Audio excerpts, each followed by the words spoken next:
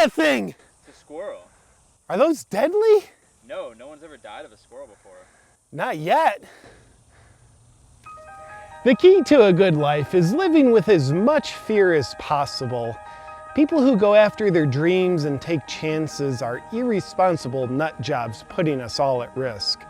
Plus, they miss out on the joy of spending their lives confined to the coffin of their comfort zone. So you don't make that same mistake. I'm going to teach you how to live with as much fear as possible.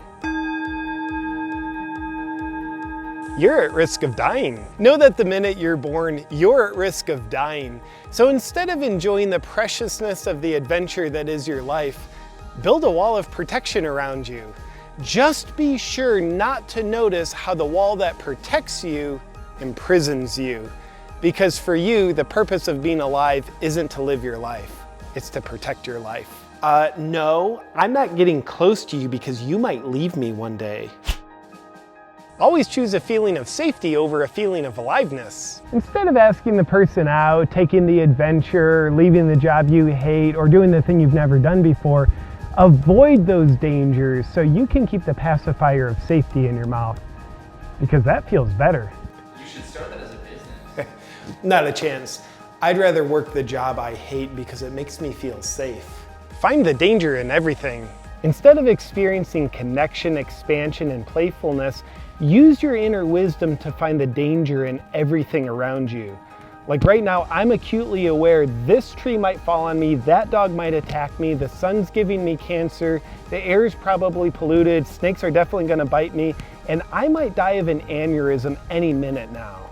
There is nothing to enjoy in all this ugliness. Imagine the worst case scenario. In any given situation, imagine the worst case scenario that could happen, and then believe it'll happen because you thought of it. And then protect yourself from it. No, I'm not going outside. If I do, I'll definitely get COVID. Then I'd come home and infect my wife. Then she wouldn't be able to cook for me because she's sick. Then we'd have to resort to eating the dogs only for her to die 3 days later. Then I'd have to bury my own wife in the backyard. And I'd probably die on top of her grave. And squirrels would eat my body. I don't want that. So I think for the next 3 years, I'll be staying inside. Criticize courageous people. Get angry and criticize people who have the courage to do the things you're afraid to do. Your anger validates your fear, and that helps keep you stuck in it. I hate musicians. They're so arrogant. They think they're better than everybody else. Do you play an instrument? No, but I've always wanted to. Worry about loss. Focus on everything you have, and then worry about losing everything you have. Instead of enjoying the gifts that life gives you, worry about losing the gifts that life gives you. Vilify discomfort. Uncomfortable feelings should be your public enemy number one. You should understand that if something feels uncomfortable, then it's terrible for you. To have the most amount of fear possible, you want to courageously avoid anything that could create discomfort, which happens to be just about everything outside of your comfort zone. You're funny, you should do stand-up.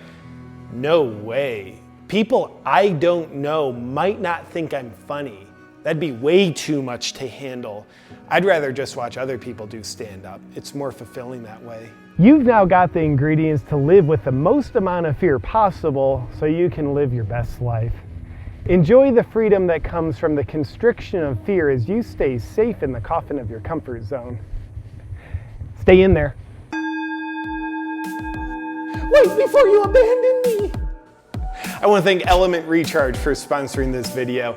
Here's a fact for you. Having optimal brain function, great energy, and feeling wonderful inside my physical body are essential for me so I can perform at my best. That's why hydration has always been my #1 health protocol. Now here's the reality with hydration. The water is only part of the equation. You also need electrolytes to be optimally hydrated. So you can actually be drinking a lot of water, but that doesn't mean you're gonna be well hydrated if you don't have the electrolytes. Now the problem with a lot of electrolyte supplements and drinks is they have sugar in them. And drinking sugar to get your electrolytes, that's like using soda to wash down your vitamins. It's counterproductive. That's why I've absolutely fallen in love with Element Recharge. It contains scientifically formulated electrolytes and contains zero sugar, colorings, artificial flavors, or any other junk. For me, I notice the improved hydration through my energy levels, whether I'm sitting at my desk writing comedy videos or I'm outside working out and sweating. And it's also why the Navy SEALs, NBA teams, NFL teams, and tech CEOs have fallen in love with Element Recharge as well. If you want to join me in getting yourself optimally hydrated with powerful electrolytes so you can function and feel your best, go to drinkelement.com/JP to grab yourself some.